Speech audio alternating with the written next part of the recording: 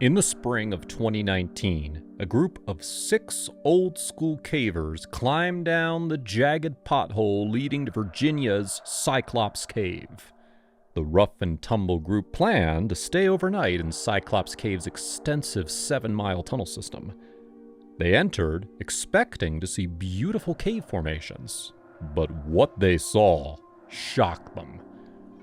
The 6 cavers turned around just hours into their journey, but only one man made it out on his own.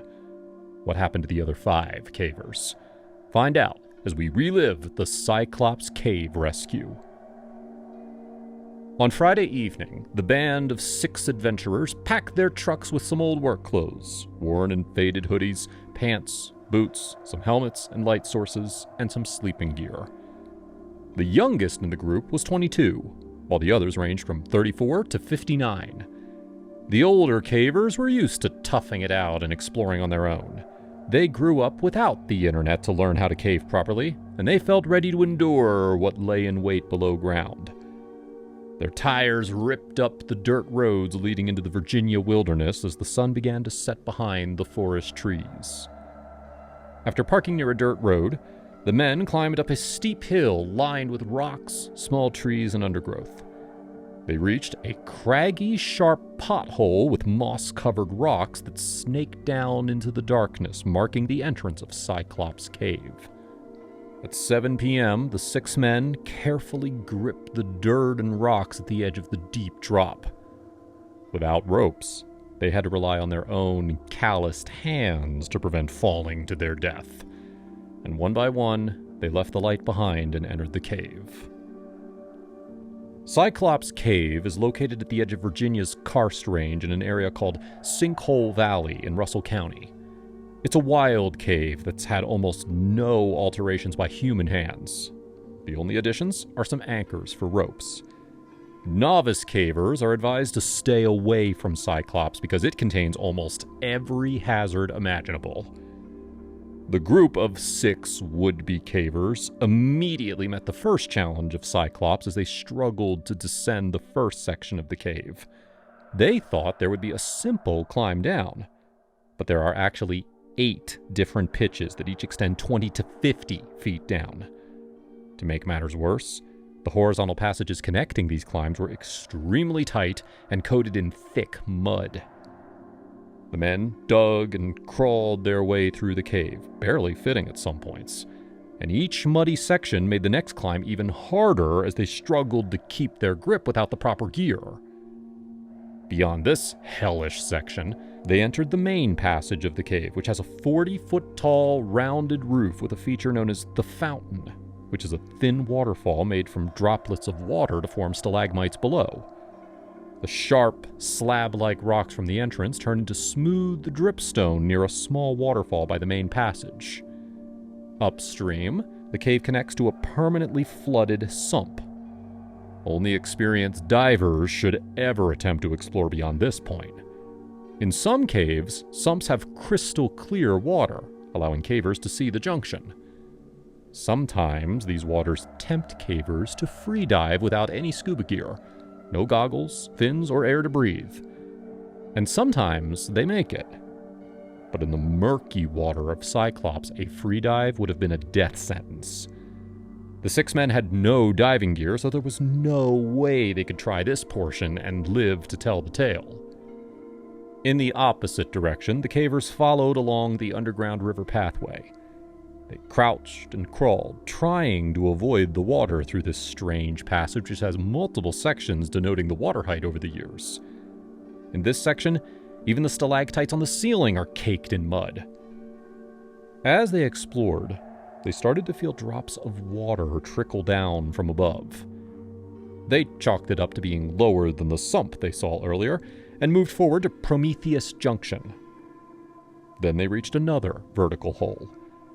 This borehole was even harder than before, since they had the horrible idea to enter the cave at night, after they were already tired from the day. They planned to camp, so they thought their sleepiness wouldn't matter. But cavers should camp before they use all their energy. That way, they always have some left in reserve in case of emergencies. At this point, The water was starting to soak into their clothes as they struggled down. They even heard the flow of water ahead as they entered a passage with yellowed ceilings and bluish-green shelves formed by slow drops of water from above. Only this time, the water was almost pouring down the mineral-covered rock. From there, they reached a connection to Rapture River, a roughly 40-foot-high canyon where the river flows rapidly at the bottom. This is where they made their next major mistake. The pitch down to the riverbed is permanently rigged with a rope for cavers to descend, but the rope hangs dangerously close to the waterfall. The water flowing into Rapture River looked calm along the upper portion, but over the ledge, the water was raging. Climbing down this section would be incredibly dangerous even in low water, but the water inside Cyclops Cave was getting worse. The cavers had no way of knowing, but Rapture River was more than 20 feet higher than normal that day, and it was still rising. Because of the cave's length, its water, and its proximity to unique habitats along the Clinch River, researchers estimate Cyclops Cave could be home to unique invertebrate species and other amazing finds, like horn coral fossils. Further down the cave, the 6 cavers expected to see dripstone pools, tall white stalactites, shelves of thin, almost transparent rock, and layers of almost alien formations. But they would never reach those wonderful sights. One of the cavers tried descending the rope as the water soaked his clothes. As he got down, he squinted through the mist spraying his face, but he couldn't find the passage. He slowly climbed back up, slipping at one point, but he managed to hold on with brute strength. When he neared the top, his fellow cavers bent down to pull him onto the ledge. He was soaked, and the way forward was blocked. They realized the water must be too high, so they scrapped their plans for camping and turned around. As they backtracked, the water continued to get worse as, unbeknownst to them, a rainstorm had started above ground. As they reached the narrow tubes near the entrance, they were shocked to find water pouring from the tunnels. Their exit was completely flooded. For nearly 2 days, the group sat below ground as the water stole all the warmth from their bones as it continued to pour into the cave, seemingly from every direction. They had ignored one of caving's most basic rules. They didn't tell anyone where they were going. To make matters worse, the mud was draining their heat even faster. Even past the entrance, most of Cyclops is very muddy. New cavers often think mud is just a nuisance. They might even enjoy muddy caves. But over time, mud gets very cold, and it can be deadly because it has high thermal mass. That means mud can store a lot of energy, which is why mud walls are used in construction in some countries. They absorb the energy of the sun and they release it later, instead of trapping warm air like insulation. But that property of mud can be a double-edged sword. When mud is cold, it's even harder to warm up. The mud wove its way into every fiber of their clothing, preventing it from trapping their body heat. Instead, all of their warmth was sucked into the thick, wet mud that encased them and felt as cold as snow. If the cavers were outside in mild conditions, the mud would eventually reach the same temperature as their bodies, but in the cool, nearly freezing air of the cave, their bodies were constantly radiating warmth while the cave air continuously cooled it. It was a fight they would eventually lose. No human alive has enough energy in their body to warm a 7-mile-long cave. Over time, they would lose so much energy they would die, and their corpses would become as cold as the mud and chilly winds of the cave. After nearly 2 days trapped underground, the rain finally halted, but by then, many of the cavers were too weak from their battle against the cold. They couldn't climb out.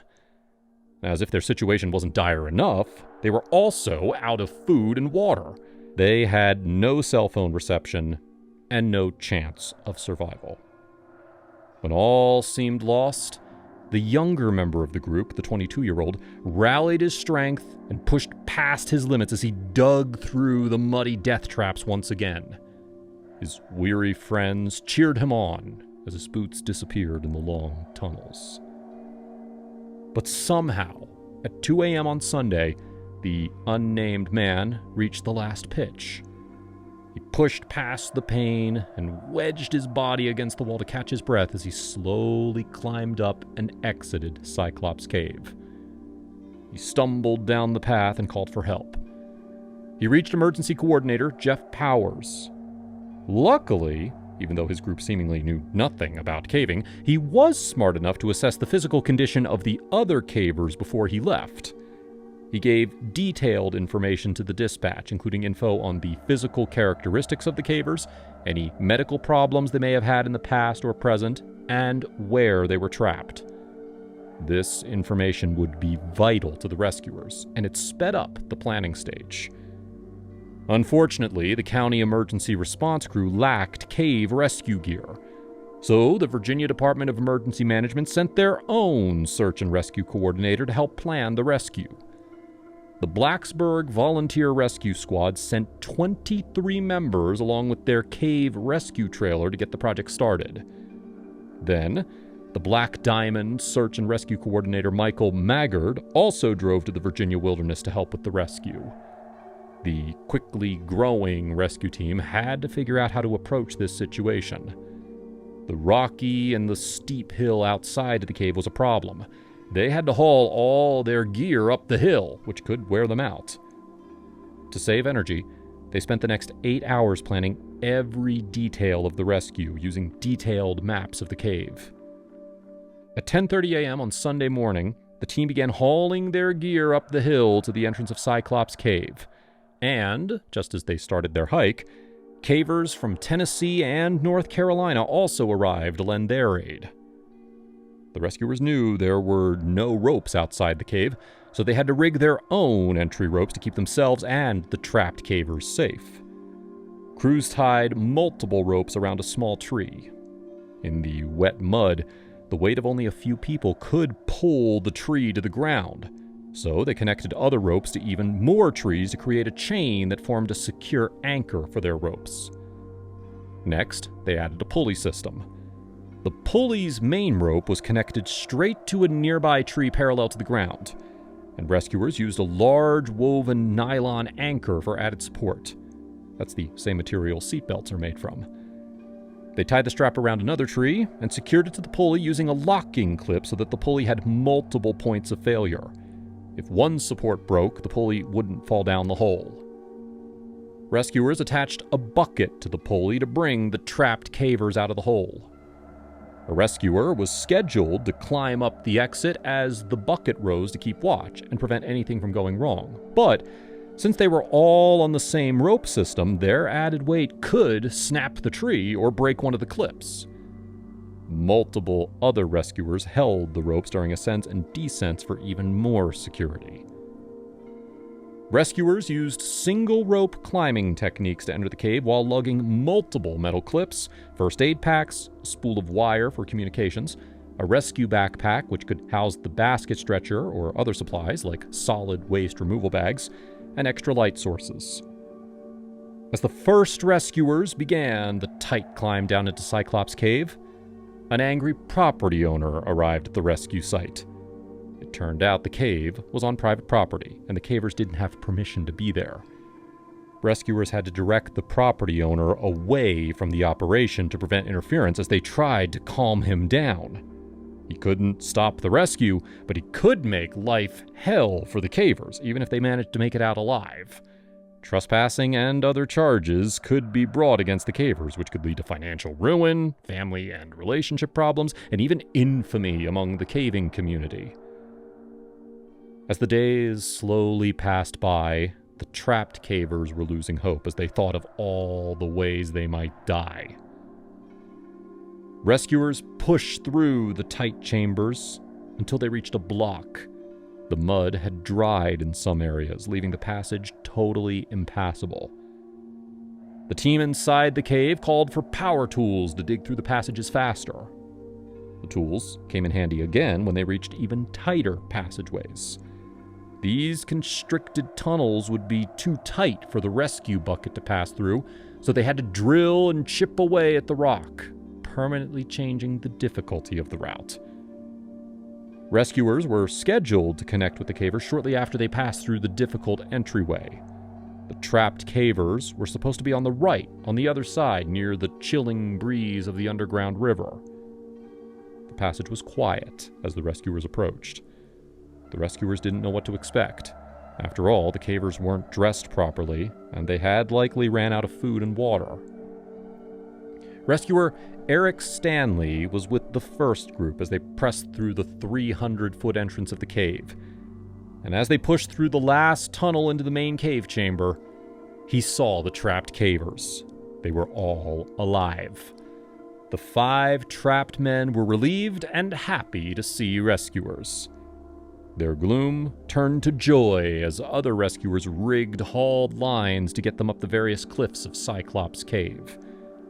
The cavers were too tired, with practically no rest, and they were all suffering from hypothermia caused by their mud-drenched clothes.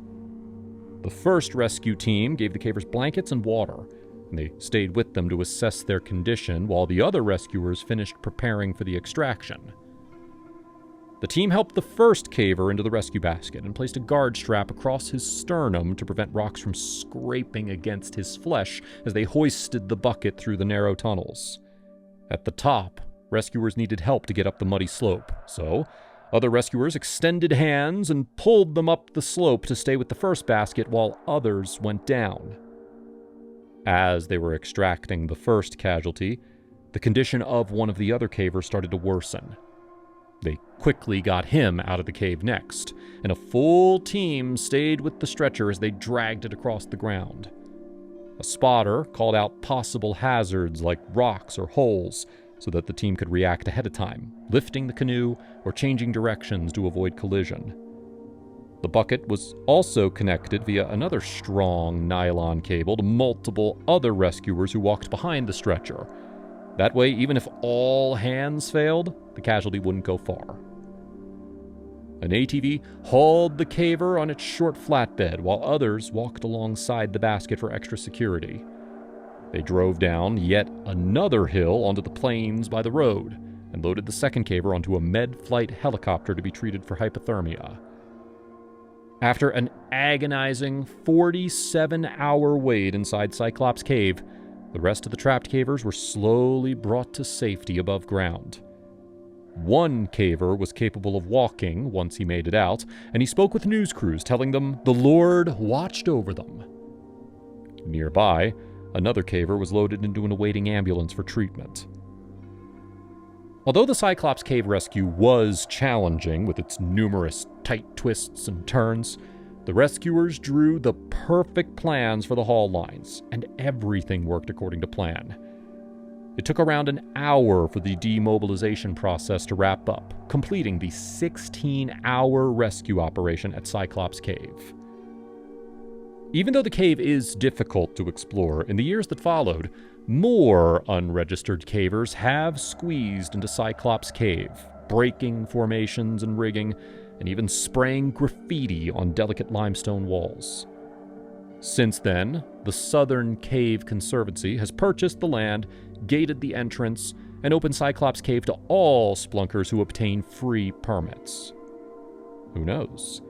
Maybe some of the men who were rescued that day now comprise the Cyclops Cave Preserve family to ensure that the cave is safe for explorers, sport cavers, and scientific researchers alike.